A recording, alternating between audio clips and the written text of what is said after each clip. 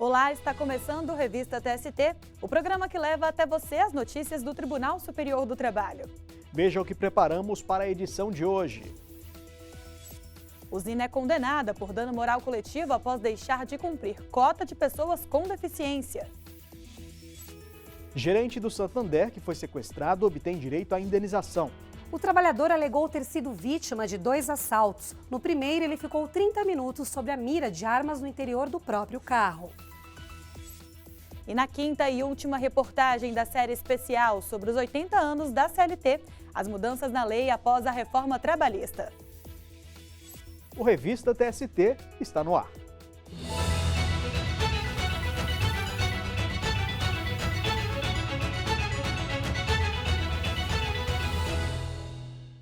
A seção 1 de dissídios individuais do TST decidiu que um vendedor de bebidas deve receber horas extras pelo tempo de serviço realizado após a jornada.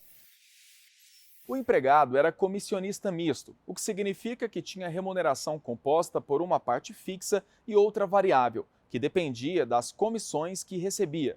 Na ação trabalhista, o profissional contou que, durante o período de horas extras, cumpria atividades administrativas e não realizava vendas. Por isso, ele reivindicou que o cálculo das horas extraordinárias fosse feito com base no valor da hora integral acrescido do adicional, e não apenas com o pagamento do adicional, como previsto na súmula 340 do TST, voltada para comissionistas. De acordo com a súmula, o empregado sujeito a controle de horário remunerado à base de comissões tem direito ao adicional de no mínimo 50% pelo trabalho em horas extras, calculado sobre o valor hora das comissões recebidas no mês. Porém, para o Tribunal Regional do Trabalho da 6ª Região em Pernambuco, a súmula 340 se aplicaria ao caso. De acordo com o TRT, as atividades realizadas internamente pelo vendedor antes e depois do retorno à sede da empresa estariam cobertas pelo salário fixo e pelas comissões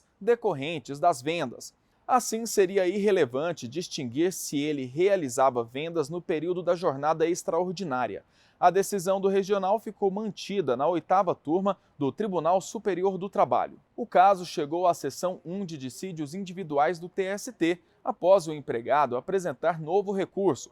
O ministro José Roberto Pimenta foi o relator do processo na SDI 1. Para o ministro, o período em que o vendedor é obrigado a ficar dentro da empresa não pode ser considerado como tempo disponível para a captação de novos clientes. Que tipo de estratégia que um vendedor de bebidas pode gastar tanto tempo assim nessas reuniões internas, a não ser receber as determinações dos seus chefes, dos seus gerentes, ou então fazer registros contábeis que podem muito bem ser passados para outros empregados, apenas a empresa. O que eu quero dizer é que isso não integra o conceito de venda, que é a tarefa central dos empregados. Entender-se o contrário, data vênia, será impedir que esses trabalhadores recebam, em alguma situação, hora mais adicional. O ministro Alexandre Ramos, que havia pedido vista do processo, abriu divergência com base na súmula 126 do TST. O dispositivo proíbe o reexame de fatos e provas. O acórdão regional afirmou textualmente que as atividades realizadas internamente pelo empregado, antes e após o retorno à sede da empresa, vinculam-se diretamente às vendas. E numa outra passagem, ainda o regional, assentando essa premissa, diz textualmente que, mesmo nos períodos em que o autor estava em reuniões internas, as atividades eram relacionadas às vendas, vez que traçadas metas para viabilização do negócio. Então, me parece que, de fato, a premissa adotada pelo voto condutor do eminente relator, no sentido de que não realizava vendas durante a jornada extraordinária, não encontra ressonância nas premissas fáticas assentadas pelo regional. A ministra Cátia Arruda seguiu o voto do relator no sentido de não aplicação da súmula 340. Me parece que o ponto central aqui não é o que é venda. O reclamante é vendedor, é natural que ele faça venda, que ele utime vendas, que ele tenha uma série de procedimentos relacionados à venda, tanto no seu horário de trabalho como no horário interno. Isso é natural. Para mim, o que é fundamental aqui para aplicar ou não a súmula 340 é se o trabalhador recebia por isso, era remunerado por isso, tinha comissões por isso. A decisão foi por maioria, vencido o ministro Alexandre Ramos. Assim, a SDI1 restabeleceu a sentença que determinou o pagamento de horas extras sem incidência da súmula 340 do TST. O caso transitou em julgado e os autos foram remetidos para o TRT da 6ª Região, em Pernambuco. Você sabia que o TST tem um programa que preserva a memória institucional? Aponte a câmera do seu celular para o QR Code e saiba mais. Na página você acessa diversas entrevistas que evidenciam, por meio de registro histórico, a contribuição do tribunal para a história social brasileira. O objetivo desses pronunciamentos é incentivar a reflexão sobre temas relacionados à evolução do trabalho, dos direitos trabalhistas e da justiça do trabalho. É importante lembrar, Anderson, que essas gravações com magistrados, membros do Ministério Público, advogados e servidores trazem fatos vivenciados durante a trajetória profissional. Quem preferir também pode acessar os vídeos pelo nosso canal no YouTube, youtube.com/TST. E depois do intervalo, usina é condenada por não cumprir cota de pessoas com deficiência. A gente volta em instantes.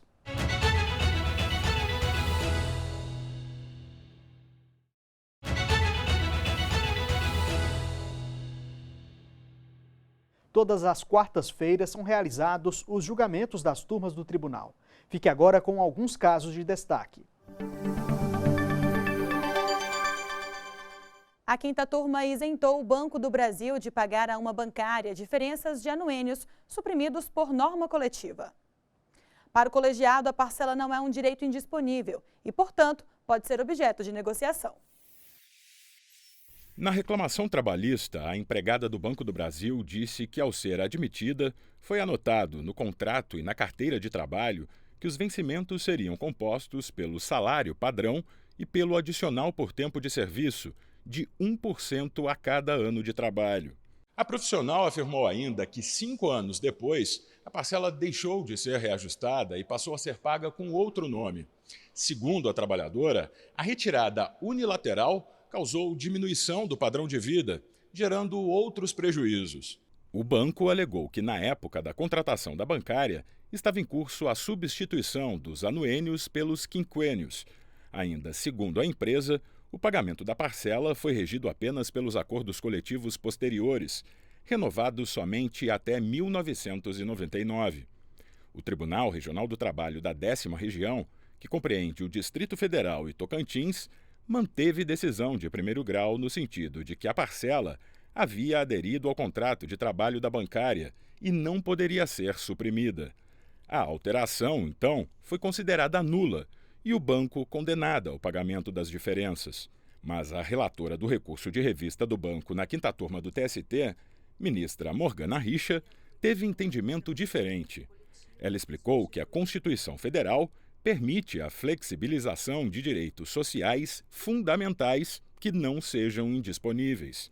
Ela destacou ainda a tese de repercussão geral firmada pelo Supremo Tribunal Federal, que valida acordos e convenções coletivas que, ao considerarem a adequação setorial negociada, limitam ou afastam direitos trabalhistas, independentemente da explicitação de vantagens compensatórias, desde que respeitados os direitos absolutamente indisponíveis. Por não se tratar de direito indisponível, conforme decidido pelo Supremo, no caso concreto, prevalece a autonomia da vontade coletiva nos termos do artigo 7º 26, independentemente da aplicação especificada de vantagens compensatórias. Estou aqui dando provimento ao recurso de revista para excluir da condenação o pagamento de diferenças de anuênio. De acordo com a ministra, a Constituição também admite a negociação do salário ao garantir a irredutibilidade, salvo o disposto em convenção ou acordo coletivo. O ministro Douglas Alencar observou que, devido à tese fixada pelo STF, a jurisprudência da Corte Trabalhista vive um momento de transição.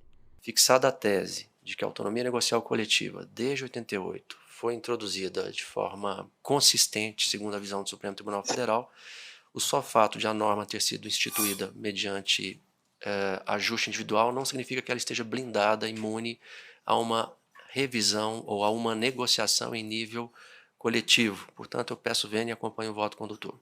O voto da relatora foi acompanhado de maneira unânime pela 5ª turma. Após a decisão, a bancária entrou com recurso. E uma usina em Minas Gerais foi condenada por dano moral coletivo após deixar de cumprir cota de pessoas com deficiência. Para a 6ª turma, a empresa não se empenhou na busca de profissionais nessa condição. Mais detalhes com o repórter Pablo Lemos. Oi, Pablo.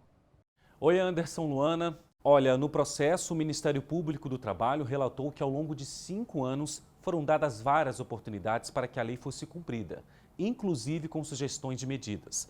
Mas a empresa, ao alegar dificuldade na contratação, se recusou a assinar o termo de ajustamento de conduta.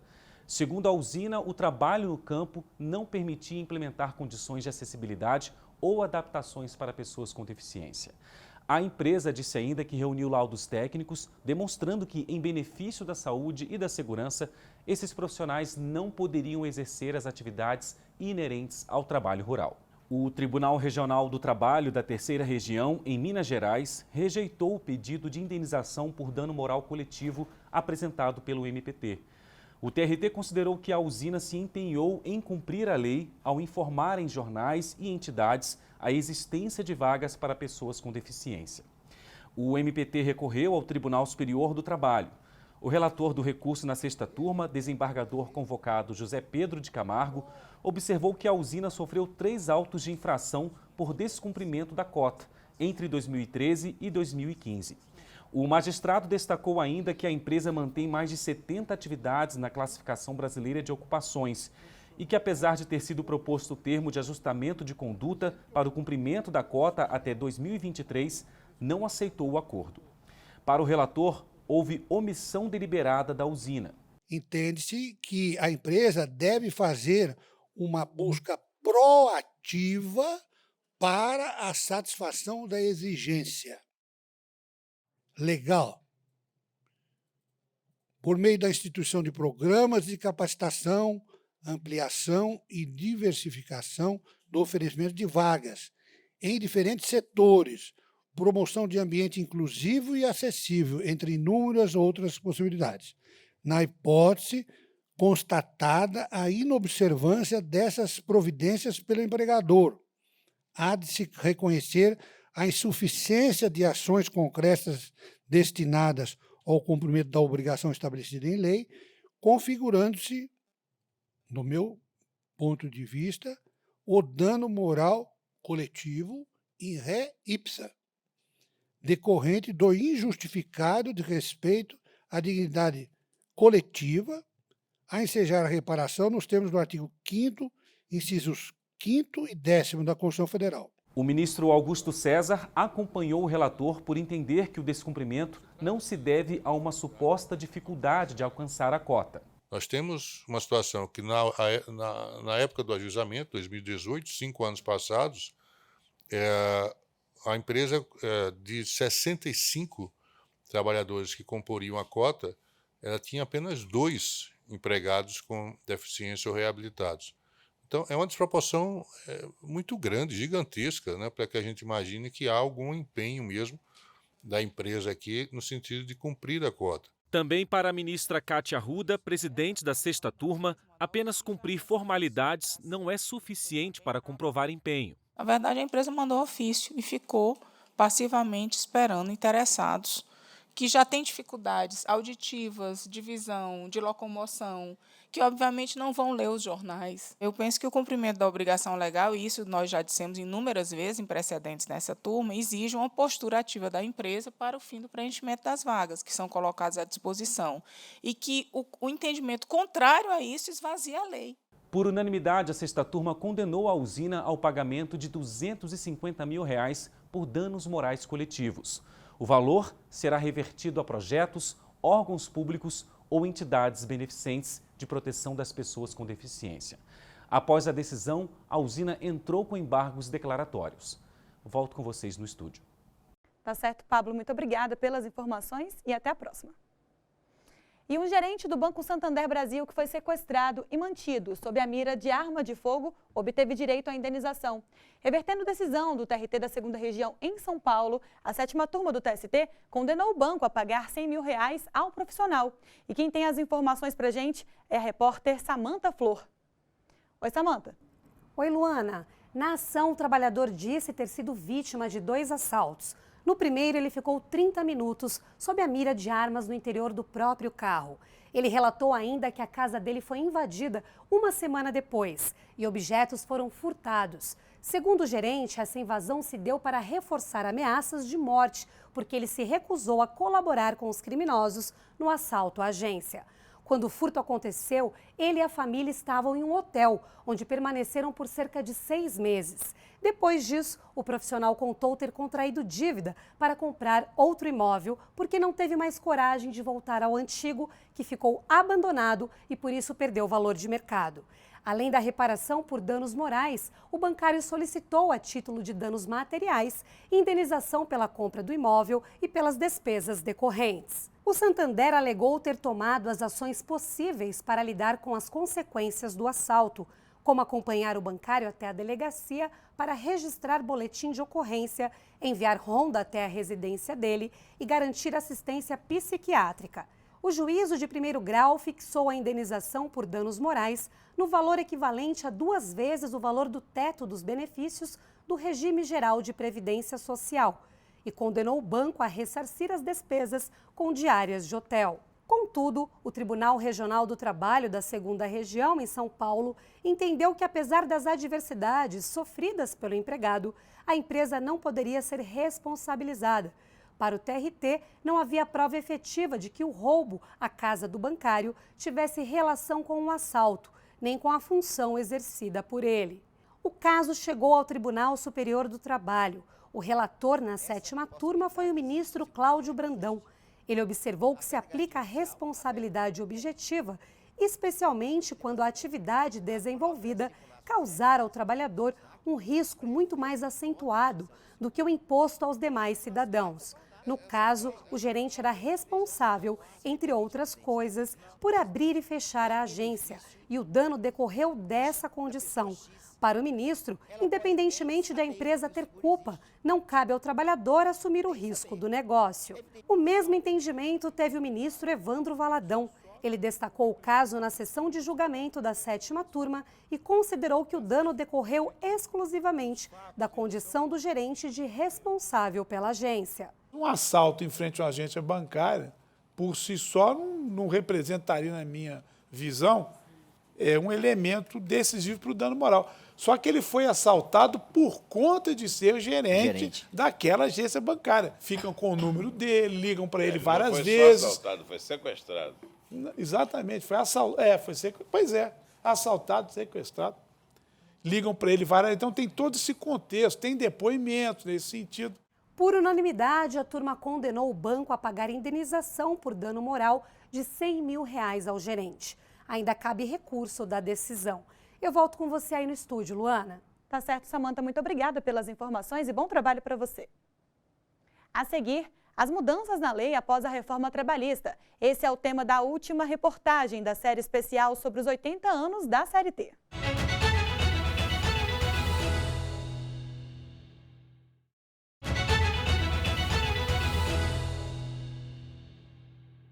Estamos de volta com a revista TST. Fique agora com outras notícias de destaque na Justiça do Trabalho. O presidente do TST, ministro Lélio Bentes Corrêa, participou da instalação do grupo do Ministério do Trabalho, que vai estudar a regulação do trabalho por aplicativos no Brasil. O ministro destacou que a realidade brasileira deve ser levada em conta durante a definição de regras. Isso porque somente em São Paulo, 71% dos entregadores ciclistas são negros e com renda de aproximadamente R$ 936 por mês. A 7ª edição da Semana Nacional da Conciliação Trabalhista movimentou quase R$ 1,2 bilhão. De 22 a 26 de maio, a mobilização atendeu mais de 346 mil pessoas e homologou quase 24 mil acordos. O TST também participou da semana com audiências no Centro Judiciário de Métodos Consensuais de Solução de Conflitos.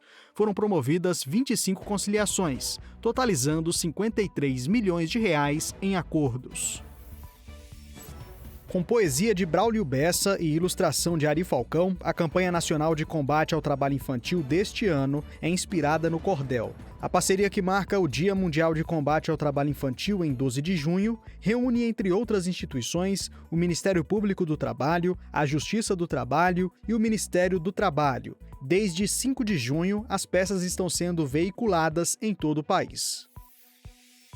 O Tribunal Superior do Trabalho ganhou reforço de 27 analistas da área judiciária para atuarem nos gabinetes das ministras e dos ministros da Corte.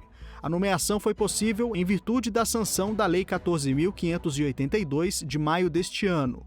O dispositivo criou 270 cargos efetivos no TST. Essa ocasião era muito aguardada por todos nós. Já há quase uma década tramitava o projeto de lei que criava novos cargos no tribunal. E, como todos sabem, nesse período o volume processual cresceu muito e, de fato, é uma ajuda extremamente bem-vinda. E especialmente bem-vinda por se perceber um grupo jovem, entusiasmado, não é? Muito preparado, porque as provas foram realmente muito difíceis e, claro, revestidos da sensibilidade que se faz necessária para o trabalho com um tema tão importante quanto a justiça social. Para incentivar a doação de sangue, o TST ficará iluminado de vermelho durante todo o mês. 14 de junho é o Dia Mundial do Doador de Sangue. A Fundação Hemocentro é responsável pela coleta de sangue e pela distribuição para a rede pública de saúde. Mais informações sobre como e quem pode doar estão disponíveis no site da Fundação Hemocentro em Brasília, fhb.df.gov.br. CLT 80 anos. Na quinta e última reportagem da série especial sobre o aniversário da consolidação das leis do trabalho, o tema é a reforma trabalhista, ocorrida em 2017. Na ocasião, Luana, mais de 100 artigos do conjunto de lei foram alterados. Vamos acompanhar na reportagem de Evelyn Araújo. Em 80 anos, muita coisa mudou. Tivemos o início e o fim de uma ditadura militar no Brasil. Um novo projeto econômico foi implementado, o Plano Real, colocando fim à hiperinflação e trazendo estabilidade econômica aos brasileiros. A seleção brasileira de futebol foi 5 vezes campeã mundial. Com a consolidação das leis do trabalho não foi diferente. Em 80 anos de criação, a CLT passou por várias adaptações. A mudança mais impactante ocorreu em 2017, quando entrou em vigor a Lei 13.467. Mais conhecida como Reforma Trabalhista, a legislação foi sancionada pelo então presidente da República, Michel Temer. No total, 106 artigos da CLT foram alterados, revogados ou criados. Entre as mudanças, as regras permitiram o fracionamento de férias, a terceirização, inclusive da atividade principal da empresa, e o pagamento da contribuição sindical, que antes era obrigatório, passou a ser facultativo. A reforma criou o trabalho intermitente. O empregado é chamado quando a empresa precisa. Ele só recebe pelo período em que prestou o serviço. A medida beneficiou o empresário Frederico Barros, de Brasília, que atua no setor de eventos. Os eventos corporativos, por exemplo, são eventos voltados para o mercado empresarial que acontecem em algumas datas, não todas. Então, o contrato intermitente viabiliza muito as empresas a garantir as pessoas com a sua parte tributária, trabalhista, em dias. E tanto quanto a pessoa que vai receber, como o empresário que tem que cumprir com a sua obrigação. Empresa e empregado também podem rescindir o contrato de trabalho por comum acordo, mantendo para o trabalhador alguns benefícios que antes só eram garantidos na dispensa sem justa causa. No acordo, o profissional recebe metade do aviso prévio e da multa rescisória, além de 80% do FGTS. Marcela Neves, analista de e-commerce em Goiânia, Goiás, usou o benefício do acordo. Cumpriu o objetivo principal na época, que era ajudar com uma renda a mais, que era o saque do FGTS, o acerto e tudo mais, e cumpriu com a função de ter uma comunicação saudável para que eu não fechasse uma porta na minha saída. Tanto é que houve um regresso posterior.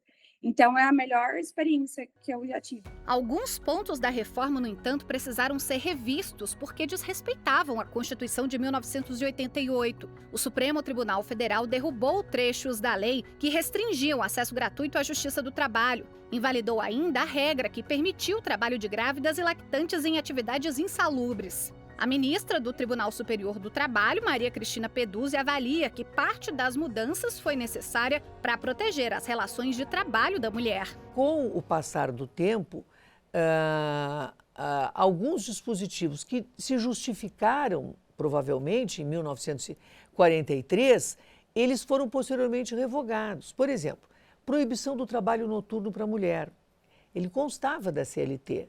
Foi revogado. O trabalho insalubre ou perigoso, genericamente considerado, excluída a situação da gestante, ele pode realmente excluir a mulher do mercado de trabalho. Então, veja, serviços de enfermagem, serviços em hospitais seriam excluídos para a mulher. Então, hoje a lei, ela se ajustou, né, ao mundo atual. Então, a mulher não tem mais essas restrições que, ao invés de proteger, desprotegiam a mulher. Para o ministro do TST, Maurício Godinho Delgado, diretor da Escola Nacional de Formação e Aperfeiçoamento de Magistrados do Trabalho, em 80 anos de CLT e 82 anos de Justiça Trabalhista no Brasil, a meta permanece a mesma: buscar a redução da desigualdade nas relações entre empregados e empregadores. O trabalho, ele efetivamente é fundamental para o ser humano, é fundamental para o sistema capitalista e é também o caminho de assegurar uma sociedade, como quer a nossa Constituição da República, uma sociedade mais livre, justa e solidária. Tá aí, muito bacana. E se você quiser assistir a todas as reportagens da série sobre os 80 anos da CLT, acesse o nosso canal youtube.com/TST. Com essas informações, a gente fica por aqui. Muito obrigada pela companhia. A gente te espera na semana que vem. Tchau!